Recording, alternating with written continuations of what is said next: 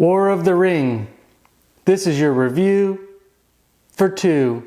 Good day, my name is Joe Gerba. Today I'll be going over War of the Ring and how it plays with 2 players. Now War of the Ring is a 2-player asymmetrical game based in the Lord of the Rings kind of universe. One player will play as the Free Peoples and one player will play as the Shadow Player. Each player is going to have their own individual decks, own individual components, own individual dice, and the goal in this game is to either throw the ring into Mount Doom as the Free People's player, or capture, just a couple of these settlements of the Shadow Player. And it is on the reverse, the Shadow Player is either to corrupt the ring bearer and get rid of all the companions, or take over enough of Middle Earth to say that they conquered it and they won. So let's see a little bit more how to play. So this game is highly revolved around 2 kind of different aspects. There's these cards, there's 2 different decks, the character deck and kind of the event and army deck. And then you have a dice component. So what's going to happen on your turn is you're going to get two cards, then you're going to roll some dice, and with these dice, these are going to determine what actions that you can do for the turn. As you do each one of these actions, you'll have to spend a dice, and you'll want to use all your dice.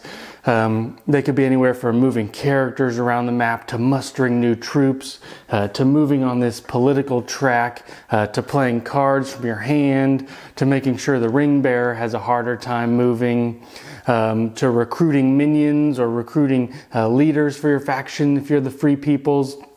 And it's just really a dice-driven game. As you get some of these more minions, as you get some more heroes as the Free People, you'll get a couple more dice, a couple more actions each turn. You'll be playing cards, watching the ring bearer move on the fellowship track. There's just a lot to this game, I believe. And, the main part about this game is, the Shadow Player is hunting for the ring. So every time they roll an eye, it has to go in here, which makes it harder for the Free Peoples to use one of their character dice to move across the board. So it's set up the exact same every time. With the Free Peoples having a limited number of troops. Each time they do lose a troop due to a combat or due to the Shadow Player sieging a region, then that troop is actually lost forever.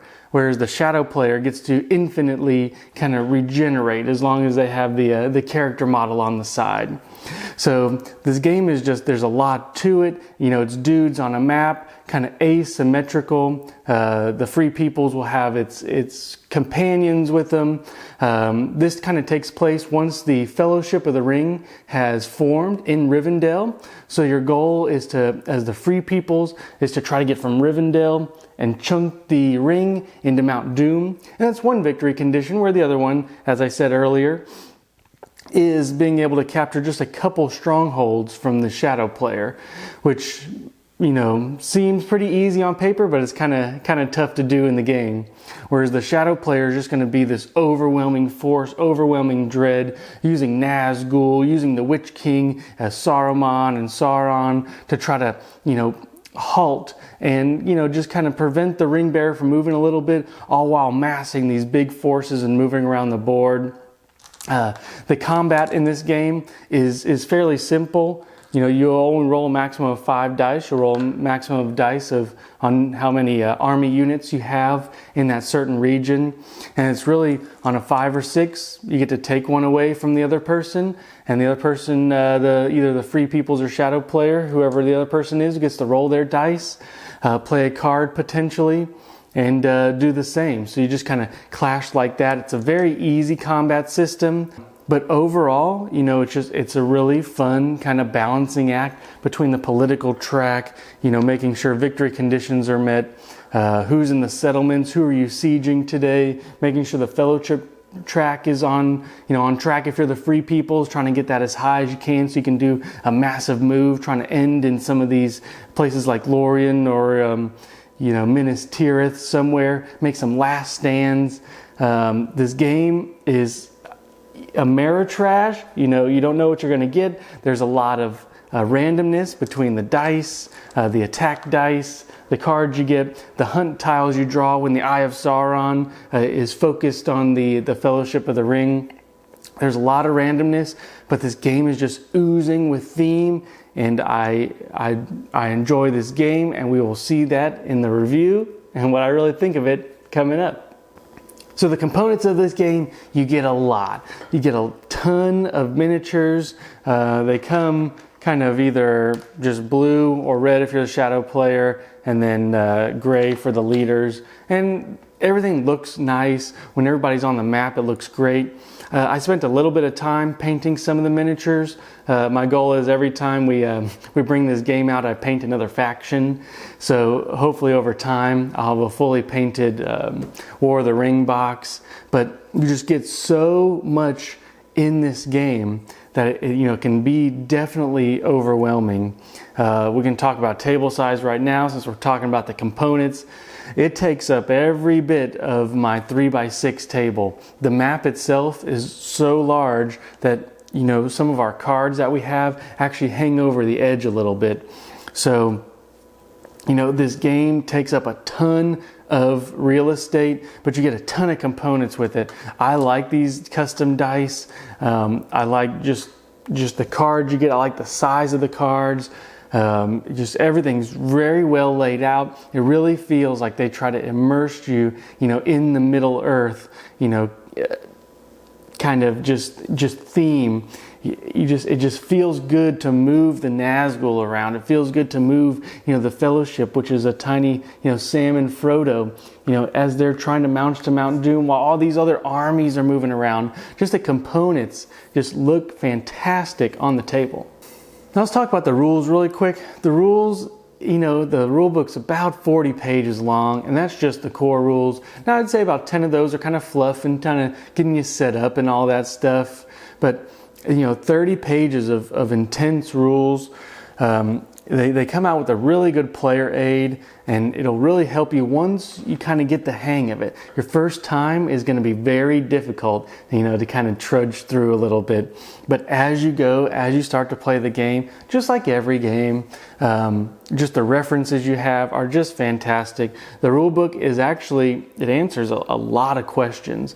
The problem is, it's 40 pages, so it will take you a little time to digest. There's a couple little nuanced rules that you just need to remember as you play.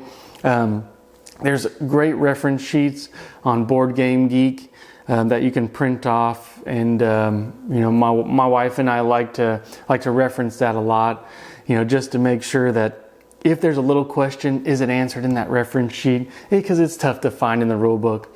We do have one expansion added in this game, and that does add a couple extra rules to it. So there is a lot to keep track of this game. This game is really tough to be on the shelf for a year and then try to pull it down and say, all right, let's go. You'll remember about 80% of the rules, but that last 20% is crucial and vital to actually playing the game correctly.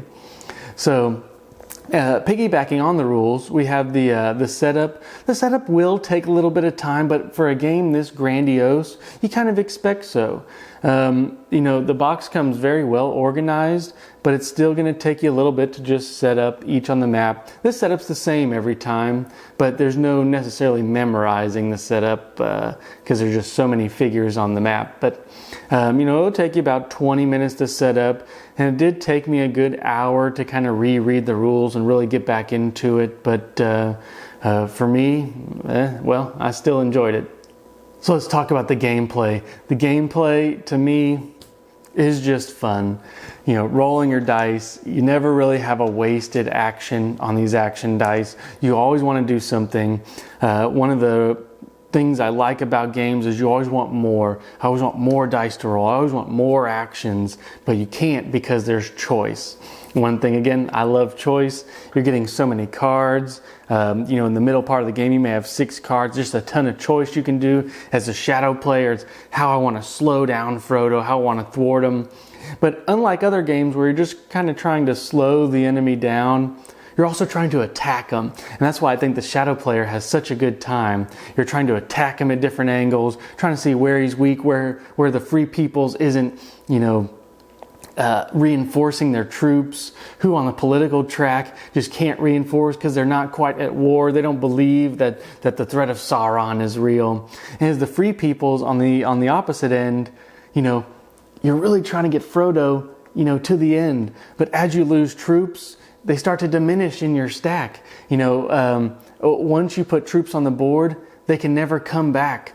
You can never just replenish them. So that's just one fantastic part about this game that I really enjoy. So one thing I really like about this game too is the lack of downtime. As soon as somebody, does their action, the other person will be thinking what they want to do. Not a whole lot of actions may affect anyone in their immediate next action, unless an army's right knocking at your door. If the shadow player is moved right outside one of the strongholds or is preparing for a siege, and there's just the downtime of doing your action, the other person does their action, and it's just, there's a lot going on, but it's nice and streamlined once you really get going. And it's really interesting and really neat just how many kind of avenues there are, what you can do, and this is, like I said earlier, it's a thematic game that kind of asks a lot of what if questions. Well, what if Gimli and Legolas left the Fellowship and roused the dwarves before Saruman's forces could get there? Or what if the Shire happened to collect an army, and march down and kill Saruman? It's a really neat, what if, thematic, everything Lord of the Rings. I say you do need to know some about Lord of the Rings, and I dare say you need to be a fan to really get the most out of this game. A lot of the characters have the names, a lot of the event cards will be thematic, maybe movie moments or book moments that you can really, just kind of feel and play at different times. And this game is a lot of fun. I will say though, it takes us about 3 to 4 hours to play. We can finish a little bit on the shorter side if some of the dice rolls cooperate with the free peoples, or the shadow player can immediately capture some of the strongholds and really start to ramp up on the victory track. There is quite a bit of luck though. As far as what dice you roll, sometimes you really want to recruit a character, but if you don't get the mustard dice, you're out of luck. There's a couple times where Strider made it all the way to Minas Tirith, and if you roll a certain result, the Will of the West, you can turn him into Aragorn. Well, there was about 4 turns there where I didn't roll that die result, and he just sat there. So it was like Strider was trying to become, what he can be, the king he could be, but he just couldn't. And it's what makes the game fun, makes the game interesting. The battles are all luck. The hunt tiles are somewhat luck. You can mitigate that in some aspects, and there's definitely a lot of mitigation in the cards, in what actions you choose to take, in whether you want to choose the Fellowship. There's a lot of choice, but there has to be, some risk involved, and that's kind of neat. The shadow player always has a chance to find the ring, and the free peoples always has a chance to kind of sneak through Moria if they want, thwart that pesky Balrog. So I think this game is neat. It's just a long kind of ordeal where the rules will take you a little bit to learn. Super thematic, and it's a big what if, but highly luck based. You have to know that coming in is the mare trash is high in this game, but if that doesn't bother you and you want a nice thematic experience, Lord of the Rings, well, I really like this game for that. So in the end, is this game good for 2? I'm kind of biased because I'm going to say yes. It's a ton of fun. Getting models, pushing models around, dudes on a map style, just drawing cards, the randomness. Everyone has a chance to win, both sides. It's nice when the shadow player finally conquers that stronghold, or it's just neat for the even the Free Peoples, to have Gandalf and Fanghorn with a companion and knock out Saruman and Orthanc because he left it undefended because, Saruman's forces go to Helm's Deep. The free player can be a little bit trickier with their decisions.